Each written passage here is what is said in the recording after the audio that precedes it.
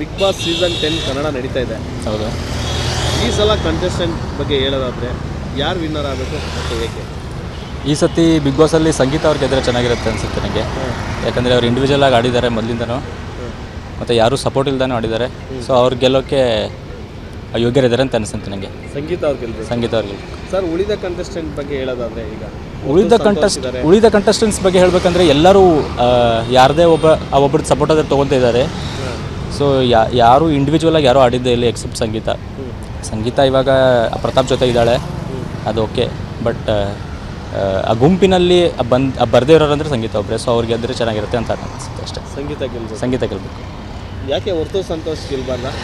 ವರ್ತೂರ್ ಸಂತೋಷ್ ಅವರು ಗೆದ್ದರೆ ನಡೆಯುತ್ತೆ, ಅದೇನಿಲ್ಲ. ಅವರು ಒಬ್ಬರ ರೈತರ ಪರ ಎಲ್ಲ ನಿಂತು ಆಡ್ತಾ ಇದ್ದಾರೆ, ಅದರದ್ದೇನಿಲ್ಲ.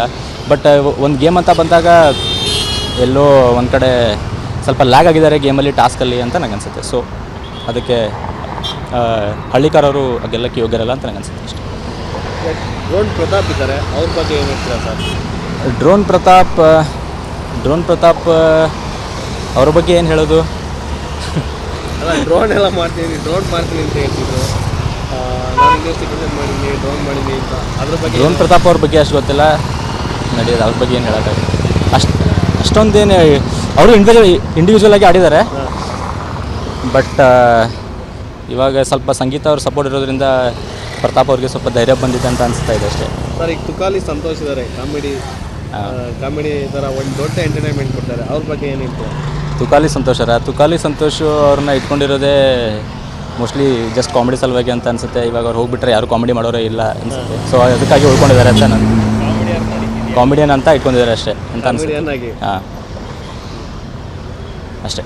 ಒಟ್ಟಾರೆ ಬಿಗ್ ಬಾಸ್ ಸಂಗೀತ ಗೆಲ್ಬೋದು. ಹಾಂ, ಸಂಗೀತ ಗೆದ್ದರೆ ಚೆನ್ನಾಗಿರುತ್ತೆ, ಅವರೇ ಗೆಲ್ತಾರೆ ಅನಿಸುತ್ತೆ.